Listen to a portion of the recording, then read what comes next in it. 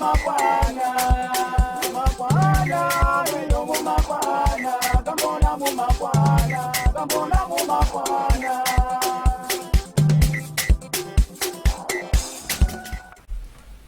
thank you for joining us. This is Angaliba Television, and it's time for News Bulletin. And this evening, you're with me, Alex Spera-Gulue. To begin with the headlines.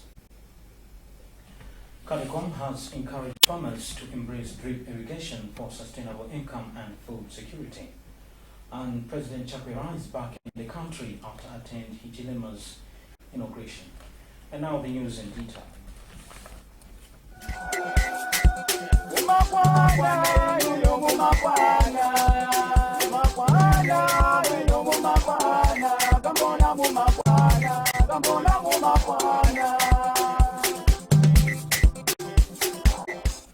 CARICOM has encouraged farmers to embrace drip irrigation for sustainable income and food security.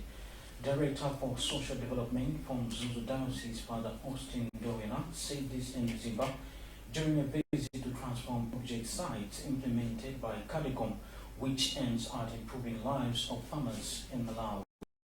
Father Dowena said drip irrigation saves time, energy, and resources, and at the same time, farmers benefits a lot. The Chief Agriculture Officer from Zimba South, Meshek Chawala, recommended drip irrigation and encouraged farmers to access the equipment which are now locally available and start practicing this kind of farming, as it has proven to be effective. We have more in this report compiled by our media expert, Francisco Manza. Father Ndoya urged farmers to embrace drip irrigation for a period since it saves time, energy, as well as resources, and at the same time, farmers earn a lot. However, added that the Catholic Church believes that only healthy people can take part in the development of the church and the country as a whole. That's why they insist that people should have life in its fullness. As a Catholic Church, we believe in the integral development of a human being. We want somebody to be human and to be fully alive. The people should welcome it because it saves quite a lot. It saves time, it saves energy, it saves the resources, and at the same time, they earn quite a lot. Like out of a small space, produce quite a lot, which can help them in their families. The Chief Agriculture Officer from Zimba South, Meshek Njawala, said drip irrigation kits are now available countrywide. Therefore, farmers are encouraged to access the equipment and start practicing this kind of farming, which has proven to be effective. However, to advantage to advise tomato farmers to make proper use of chemicals, as some of it might be harmful to human beings if not properly handled. Regarding the availability of the equipment, the kit, it's available in Malawi currently. So I think the government, what we are actually promoting is the utilization of the same and the acquisition of the same by our smallholder farmers, either as the individuals or as the groups. You know, as the groups, it is very easy for them to acquire that particular kit because of the cost implications. Yeah, much we understand that the control of pests and diseases goes with chemicals, but caution should be actually taken by our farmers. You know, each and every chemical, there is that lethal substance, which farmers, if not handle the chemicals carefully, will be dying slowly.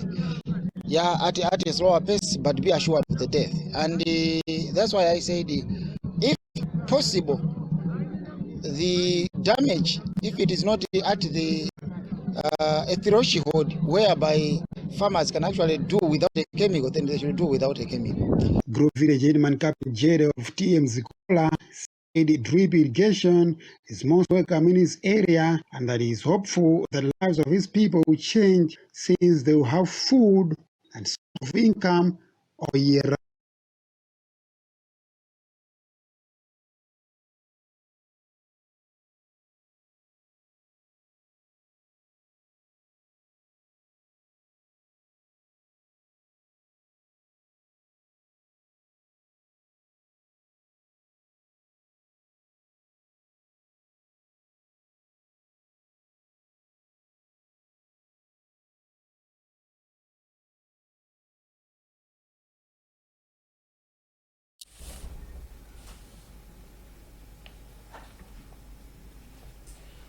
President Lazarus Chakwera attended the inauguration ceremony of the newly elected president, Hakainde Hichilema of Zambia. Hichilema was elected as the 7th president of Zambia after defeating Edgar Lungu in general elections that were held on August 12, 2021. President Chakwera left the country earlier today at Kamuzu International Airport and is now back in the country.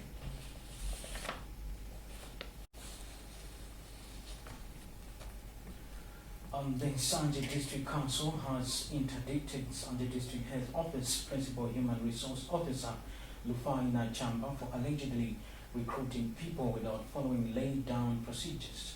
Martin Jiwanda, District Council spokesperson, has since said they have written law enforcing agencies over the discoveries and the subsequent interdiction of Nachamba. However, Sanje Police Station Officer in charge, Dennis Banda, declined to comment but hinted on the fact that they are following up on the matter. We have more on this report by our media expert, Tendai Chidoti.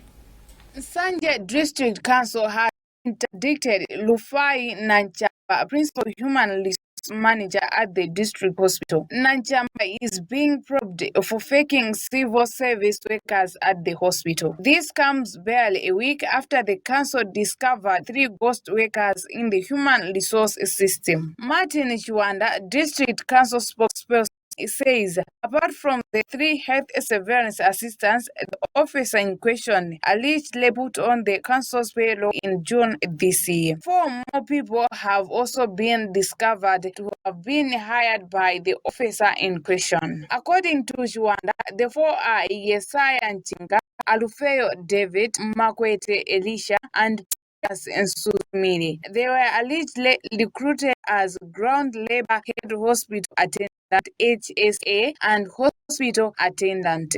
Reporting for Angaliba News in Brantaya, this is Tendai Chidoti.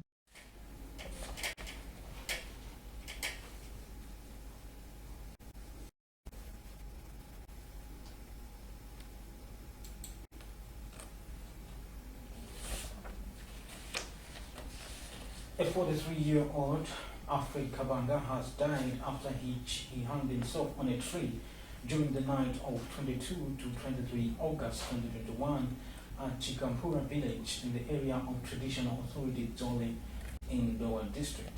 It is reported that Kabanga was a married person, and in March 2021 his wife took everything from the house and deserted him.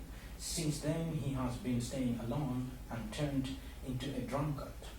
And on 23rd August at around 7 hours, a passerby saw him hanging on a tree in his maize field. When some villagers came to see the scene, they found him already dead. The matter was since reported to Ponela Police Station, and CID officers together with clinical officers from Ponela Rural Hospital visited the scene and the body was viewed. However, post-mortem results revealed that his death was due to suffocation secondary to strangulation. Well, in international news, Tanzania's President Samia Hassan has come under fire for remarks about women having flat chests and suggesting they would not be attractive candidates for marriage. Hassan made the comments on Sunday to celebrate the victory of a national men's team in a regional football championship, where ironically she also called for better funding for women's sports. She added that for most women footballers, qualities of a woman have disappeared, and Hassan, who took office in March after the sudden death of her predecessor, John Magufuli, is the only serving female head of state in Africa, alongside Ethiopia's President Saleh Work-Zede, whose role is mainly ceremonial. Well, of course, with that item, we have come to the end of our news bulletin, but before we leave, a reminder of our top stories.